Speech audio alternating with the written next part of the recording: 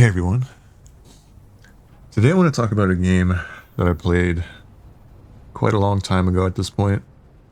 At the time I played it, I really wanted to make a video on it and give my thoughts, but I was having trouble putting my thoughts into words because it's such a strange and interesting game. They just showed that they're coming out with a sequel, so I feel like it might be a good time for me to make a video maybe for people that are on the fence because it's, a game where you're a delivery man. Like, it's not very appealing in terms of selling points that a lot of games use. While there's like dozens of videos reviewing and talking spoilers already, I just feel like I want to upload my own take. Mainly because I feel, despite the 7 out of 10s, thanks IGN, and a lot of reviewers saying that it's like average or decent or whatever, there aren't really enough people that are calling it a masterpiece. I feel like from a certain perspective it is. Alright, so the thing about this game is it goes beyond like a simple rating system, so I'll try to break it down, because I feel like rating it like 1 out of 10 won't really do it much justice.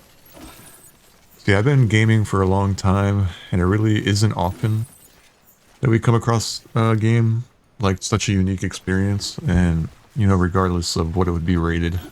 I guess in its own way, that's like a 10. If you're trying to find something that you want to call perfect, because there's really no such thing as perfect. If anything, when you sit down and you watch something or play something or read something, you really want it to be a unique experience. That's something that you would not have tried otherwise. But yeah, I mean, that's the thing. It's just the rating system kind of puts things in a box, so I'm going to try a different method here. I'm going to try my best to avoid spoilers, so know that anything I say that sounds like it could be a spoiler. It's not. It's not going to reveal the overall direction of the story.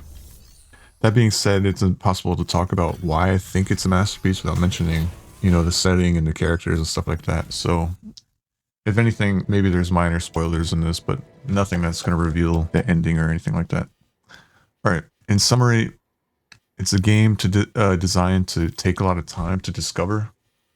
So if you don't have a lot of free time and some, for lack of a better word, boring moments, because you're trekking a lot across very large landscapes and long periods of time between story development, a very confusing plot that requires patience and fully completing it to even understand, and then this game is not for you, because you really need to come into it prepared for that.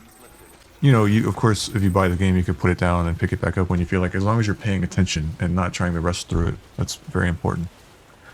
So if you're someone who appreciates unique experiences, well-developed characters, slowly uncovering plot points, grinding out hours like an open world type of game, then you really should play this game, especially if they're going to come out with a sequel.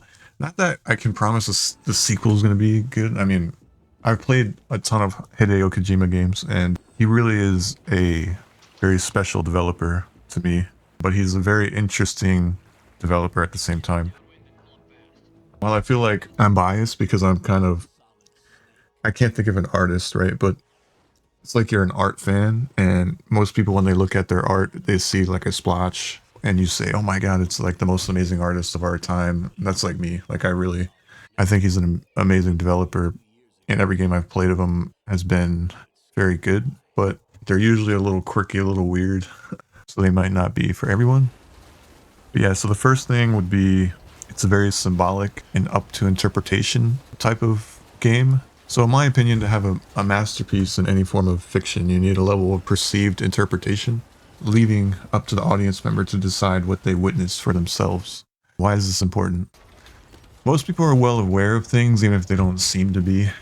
So if you provide a comfortable, familiar experience, we'll subconsciously understand the overall direction that we're heading, and we'll kind of get bored. I mean, that's not always true, because there's a lot of formulaic games that do really well, but at least for me, it's more forgettable when something is formulaic. So having a lot of interpretations and symbolism that you have to exercise your brain to understand makes it more memorable. Alright, yeah, I want to take a little intermission here and just thank you guys for listening this far. Drop a like, maybe, if you want to. And I know it's not usual to have this podcast style of a review. I know a lot of things are usually quicker, and this just works better for me, because I'm usually working and I just want to talk about the game, really. So just to discuss the open world and gameplay, because that's really the largest portion of the game. The game is set in North America. The landscape is very Icelandic, mountainous, beautiful.